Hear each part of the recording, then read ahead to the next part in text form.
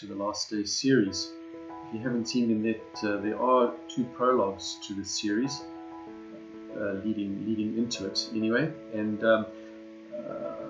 going forward, I wanted to introduce why I'm going to take a specifically biblical stance going forward.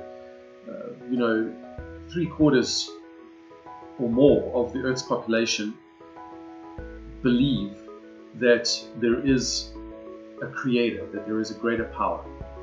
There's just consensus across faith that humanity didn't come to be here by themselves. It wasn't some spontaneous event. We've been created, we've been designed. And so actually then a lot of the debate about amongst humanity is now which faith is real, which faith is true, And so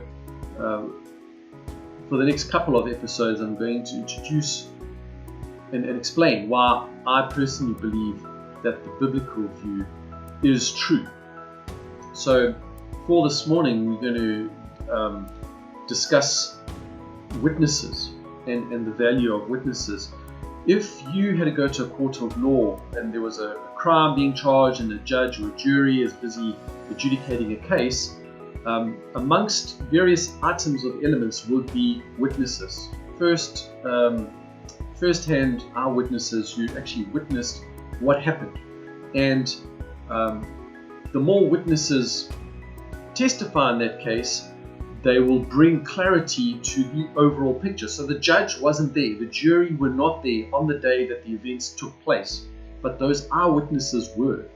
And so with key questions and leading, those witnesses will recount their story and their narrative of what they experienced, of what they saw. So there might be fractional, minor differences between each story, but the reality is that the overarching story is the same, and you very quickly start to see if it is not, and who is potentially not telling the truth or the full truth. So that's the thing with witnesses. We can put value. If your family member came to you and said, hey, you know what, I heard that they're going to switch the water off tomorrow, there would be almost very little chance that you would not believe your family member, right? Because you trust them implicitly, don't you? There is a sort of a level of trust that you have in that person, that you give them a place in your life for you to believe, and you can believe them and you can trust them. Okay, but now what if another completely random stranger comes to you and says, hey, they're going to switch the water off tomorrow? You would have more doubt because you don't know who this person is. Okay, and how do they know this? How do they get this information? Are they just trying to con you, hoax you, scam you, whatever because you don't trust them, you don't know them, you're not sure if what they're saying is reasonable at that point. So, how do we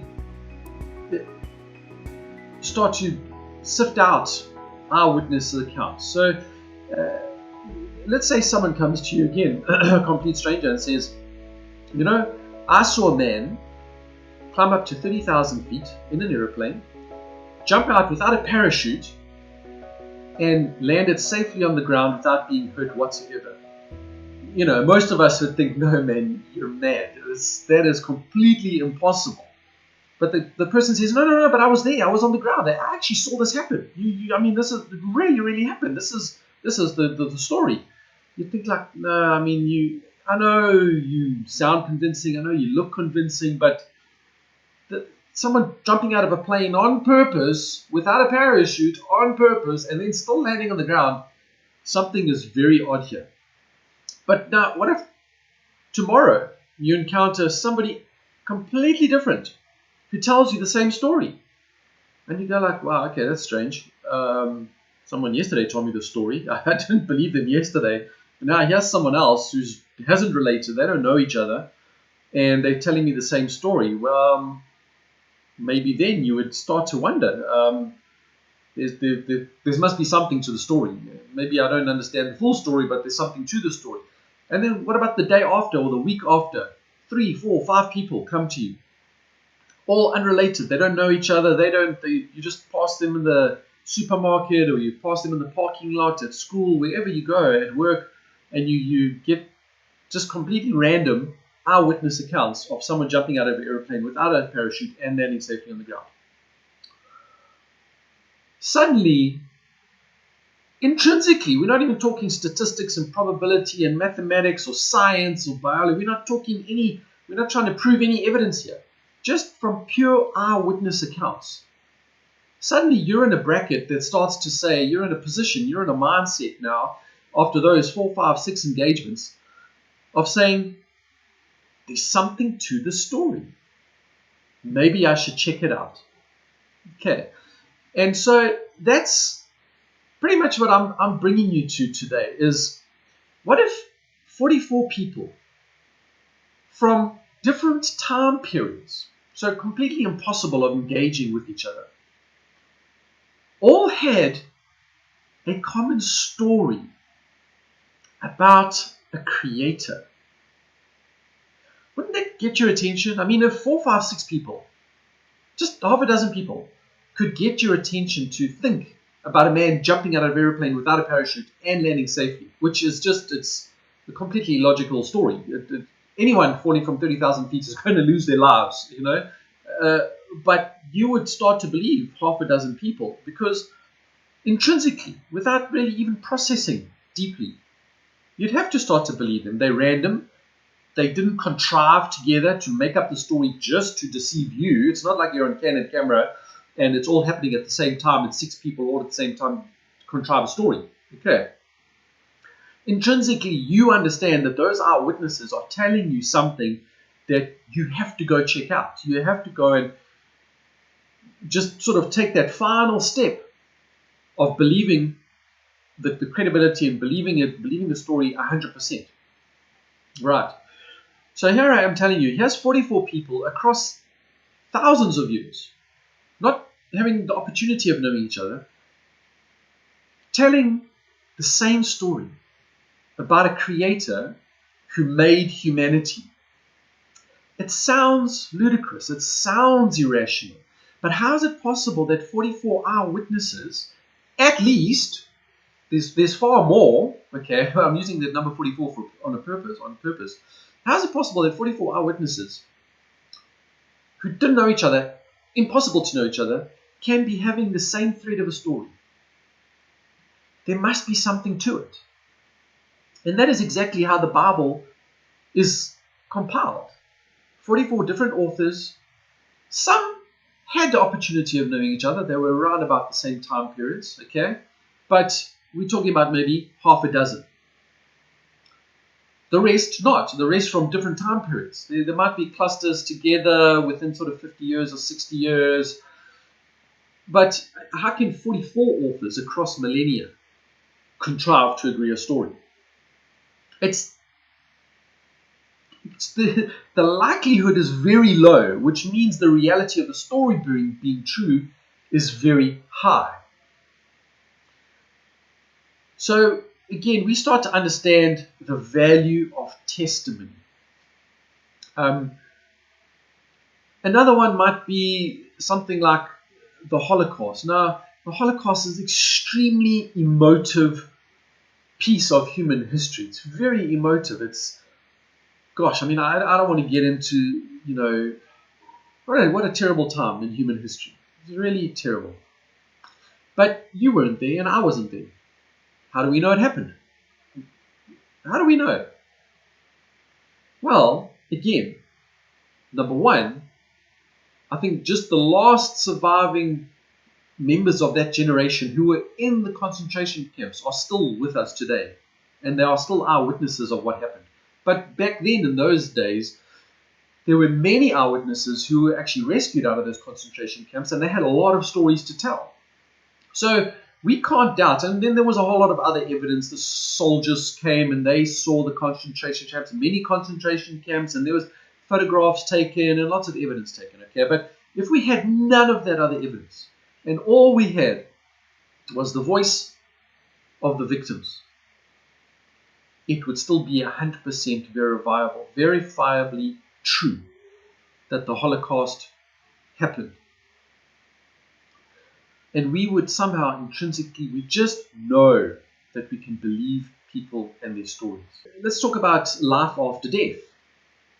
I know a story of a philosophy doctorate who set out to prove that there is no life after death.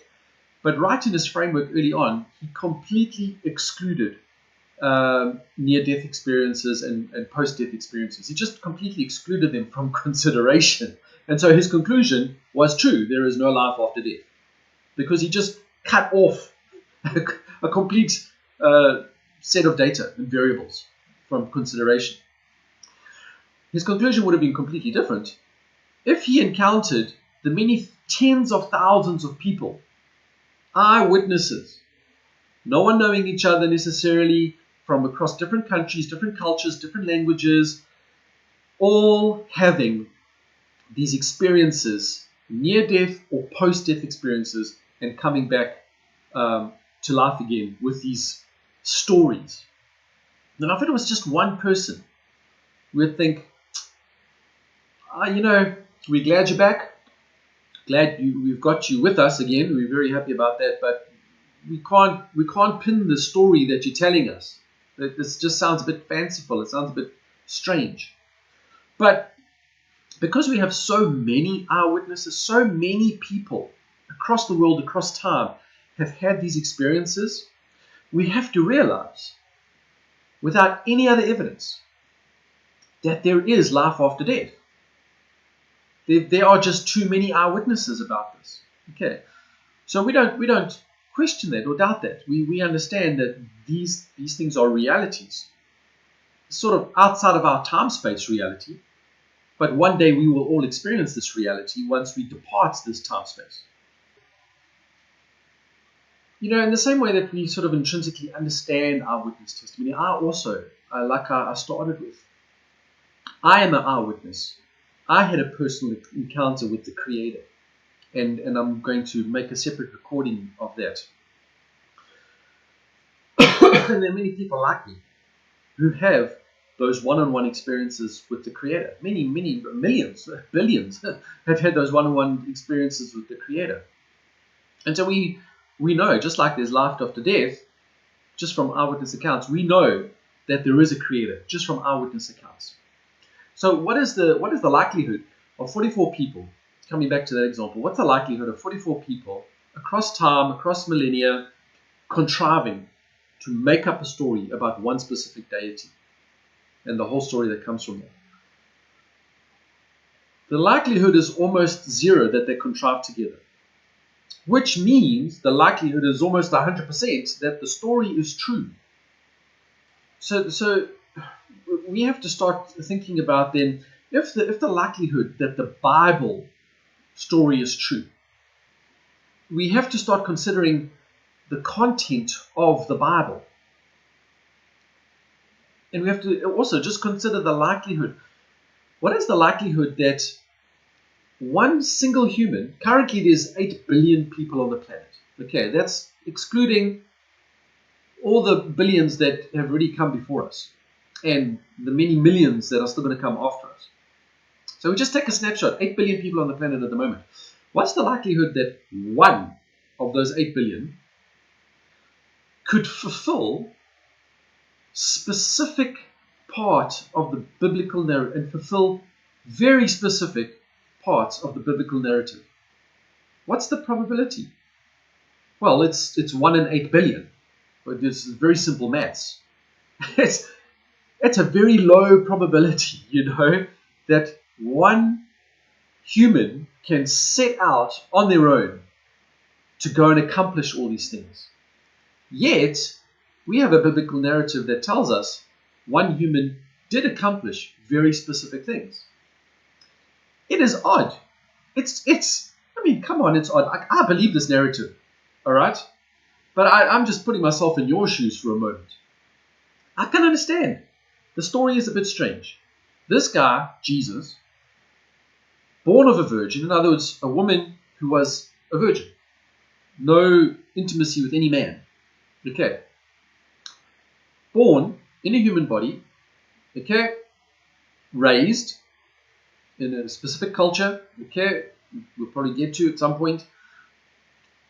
And then so now he doesn't get to choose where he's born, what town he's born in. But he's born in the right town, according to the biblical narrative. He doesn't get to choose which town he escapes to, which country he escapes to. His parents, his earthly parents, decided that, not him. Yet, he fulfills that part of the biblical narrative, escapes to Egypt. When he comes back to his land and his culture that he was born into, the Jews, into Israel, again, too young to choose which town he comes back to. His earthly parents decided that. But he fulfills the biblical narrative. He comes back to that town.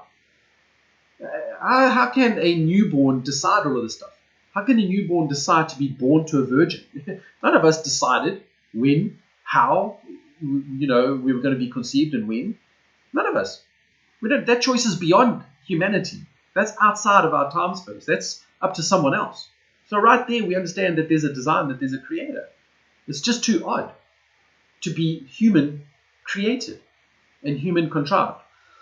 And I mean, a lot of people will then debate, no, when he was 30 years old, he was an adult, he could start to target certain biblical narratives. Some would call them prophecies. But, 100%, I think that's valid. That's worth thinking about. I, as an adult, I can go read a book and I can go and take actions to line up with that book. Sure, I can. I can make that choice and do that if I chose to, right? But which human adult would purposefully go die by execution on a cross? And I mean, if any of you have ever looked at crucifixion as a form of execution, you'll understand that it's possibly one of either the worst, or maybe, top 3 worst forms of execution ever devised by humans. And we don't have time to get into sort of the medical aspects of crucifixion. It's terrible. It's a terrible way of dying. Who would willingly choose to go do that just to fulfill a biblical narrative? I don't think a con man wouldn't. A con artist wouldn't, because a con artist by nature is selfish, self-absorbed and self-aware. They would always save their own skin. It's a con artist. Okay. A madman, possibly, someone who's completely crazy, lunatic, might land up there sort of by mistake. But the reality is, if he was mad or a lunatic, people would have seen it beforehand in his conduct. There wouldn't have been a following. Never mind all sorts of miraculous things that happened around this individual. So he couldn't have been a madman, which really then only leaves us with one option. Maybe he was who he said he was. Maybe Jesus actually was who he said he was, the Son of the Most High God. Now, again, if you go back to one of my prologue videos, I think it's the second one. The only religious narrative, if you go look at all religions around the world, the only religious narrative that can accurately and definitively deal with the human problem is the biblical narrative. It's the only one. Why? Humanity cannot deal with their own problem. Why? Because we are already intrinsic to the problem. We are already surrounded by our core problem. And any effort we make is already tainted by the core problem. We need someone else who is not tainted to deal with the core problem, to give us a chance of rescue. Only the biblical narrative has a God-man that deals with humanity's core problem. He takes it to the grave with him. This is fantastic news. You and I do not, oh gosh, this is not the point of the series, but this is such good news. You and I no longer have to deal with sort of the sting of death, the power of death. If we can understand that a God-man outside of our time space, outside of our dimensionality, outside of the tainting of our core problem, came into earth, into a human body, and pay that ultimate price. When we accept that as credible, as valid, as true, as fact, that is the day where we start to escape that core problem for ourselves. And there's only one religious narrative that deals with that effectively. All the others try. I mean, yes, we can try and, again, I don't want to get down a rabbit trail. Just go watch that second prologue video. It explains it well. Only the biblical narrative can deal with our core problem, and only Jesus Christ is the reason why. The God-man, the only God-man who ever was and ever will be. And one day He's coming back again. He only comes twice. He's been once. We're waiting for the second time. We are all waiting. The three major religions in the world understand that there is going to be an end to this earth. They all have narratives about a sort of savior, a Messiah coming back. We know it's going to happen, and that's going to be Jesus Christ's second return. And unfortunately, out of those three religious narratives, only one of them is accurate.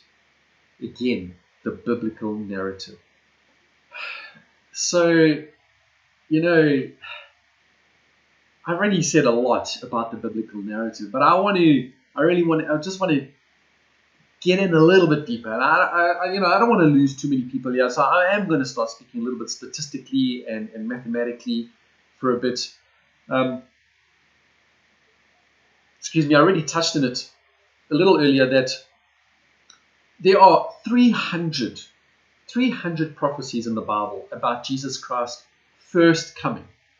The probability of one man fulfilling 300 prophecies, one man amongst billions who ever were and whoever will be, fulfilling 300 prophecies, it already comes to a mathematical probability of what mathematicians would call absurdity. In other words, 0% chance that it is false, 100% chance that it is true.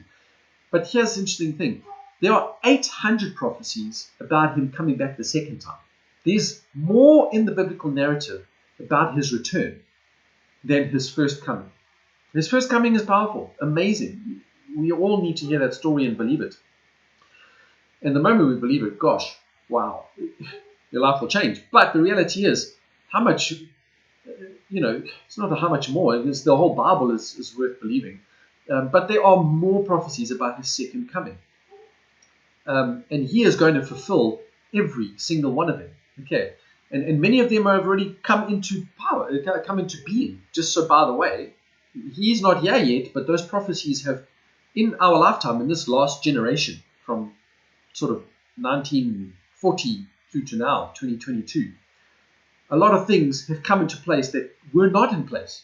And these things line up with the biblical story. They don't line up with any other religious text. It lines up with the biblical text, But, here's some mind-blowing probabilities or statistics for you to consider. So what if we look deeper at the biblical text? It's amazing to see some things that come out of the biblical text. If you could just write your own imaginary genealogy, 14 generations, 21 generations, and just go back and write a list of generations. What are the chances that you could write out all those names where all the words would be multiples of 7? So 21 divided by 3 is 7. You have 3 groups of 7. That's not difficult. Any one of us can do it. Okay. But in those exact same names, even the letters are divisible by 7. Okay, so maybe if we take a bit of time, we apply our minds, we could probably count out multiples of 7 in terms of letters and make them work into names, names that are factors of 7 as well. But then, what are the chances that you alone could then make all the vowels in those names and letters, all the vowels must be multiples of 7 as well. But then not only the vowels, even the consonants must be factors of 7. Are you still playing? Could you do that on your own? Maybe we'd start teaming up with other people. I don't know. What about all the numbers of words that occur more than once are divisible by 7? And all the numbers of words that occur in more than one form become divisible by 7. What about the quantity of nouns being divisible by 7? And only 7 words should not have any nouns. Are you still playing? Now we're on rule number 10. What's the probability that you could write a genealogy like that? We're just talking about 14 names. What's the probability you could meet all these different rules? The quantity of names shall also be divisible by 7. The number of male names to be divisible by 7. And obviously, number of generations to be divisible by 7. But this is exactly what the Gospel of Matthew does. A single human could not have contrived that. This is just an external input outside of our time space again. If you look at the last 12 verses, and I mean, I'm not even giving you the probabilities here, but the probabilities already goes into mathematical absurdity. It's not probable that anyone could contrive that on their own. Okay, but here's another one. The last 12 verses of the book of Mark contains 175 words, which is a multiple of 7. Here we go again, more multiples of 7. Vocabulary, 98, and multiples of 7. 98 is a multiple of 7. The quantity of letters, 553, a multiple of 7. Number of vowels, 294. Number of consonants, 259. Also, all divisible by 7. If you look at the vocabulary specifically, 98 unique words, which we've already said. 84 of those words can be located before the Gospel of Mark. In other words, the other Gospels. Okay? All multiples of 7, 84 words. 14 words can only be located in the book of Mark. Multiple of 7. 42 words are Jesus statements. Multiples of 7. 56 words are not part of Mark's typical vocabulary. Also divisible by 7. If we consider these rules and calculate the probability of these existing by accident, it would equate to a 1 chance in 40 million. If you had to attempt to create this type of writing structure on your own, it would probably take you 3,000 years of time to go through all the various iterations to try and find one that fit all these rules that I just listed out to you. However, there's even more. That's just an initial 1, 2, 3, 4, 5, 6, 7, 8, 9. An initial 9 rules. It would take you 1 in 40 million chances to get it right. But there are more rules. At least 75 more patterns in those 12 verses of Mark. That means it would be something like a supercomputer making 400 million attempts per second, which would require 4.3 million years just to get that 1 chance. Which means the author Mark could not have contrived this on his own. While he was authoring, there was sort of an unseen hand, an unseen author. The Bible is full of these, for the lack of a better word, proofs. I know proofs is going to be a bit of a controversial word, but there is you can mathematically prove. You can prove the Bible in so many sciences. I've just opted for a mathematical one right now. The Bible story is true. The Bible narrative, the Bible text. I mean, I had to refer to my notes here. It's just, this is not my field, but I just thought it was important to emphasize the Bible narrative. So now we spoke about the book of Mark, which is the second gospel in the Bible. What about the book of Matthew, which is the first gospel? He also has unique vocabulary in multiples of 7. You know, what is the chance that Matthew could have contrived to write his text with these multiples and factors of 7? Well, maybe if Mark, Luke, and John wrote first, and then he had a chance to read their texts, maybe he could have done it. But we've already gone through Mark. So, and we know that Mark has done this with using multiples of 7 in his text. So who was first, Matthew or Mark? Who contrived it first? Oh, no. But then if you look at Luke, he's also got multiples of 7 in his text. You look at John, also got multiples of 7 in his text. So they could not have contrived it by reading the other Gospels first. There is an unseen hand that has written these texts, obviously by human scribes, so to speak. And there are so many more. There is so much depth in the Bible. So much depth. You might not believe the Bible text. Yet, I would encourage you to at least read it once.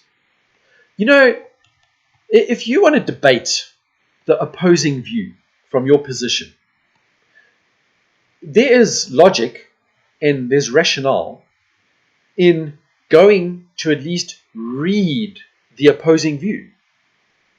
Go and get the text. Go and put yourself in their shoes for a second and go and read what their position is. Go and understand their position. That's a logical way of debating a point. But to stand on the outside and just sort of throw mud at the opposing view just because you don't want to believe it, that already shows, what your position is. But if you're going to be a reasonable debater, if you're going to be a logical debater, you want to understand the other person's perspective. And so if that's you don't believe the Bible narrative yet, but you have an argument, you have a debate, you have a position, I would encourage you, just go get a Bible. Go read it cover to cover. Read the whole thing, beginning to end. Maybe write down your questions, because questions will distract us, initially. But I would encourage you, just read it beginning to end. And then rerun your questions through your debate, through your position, through your lens,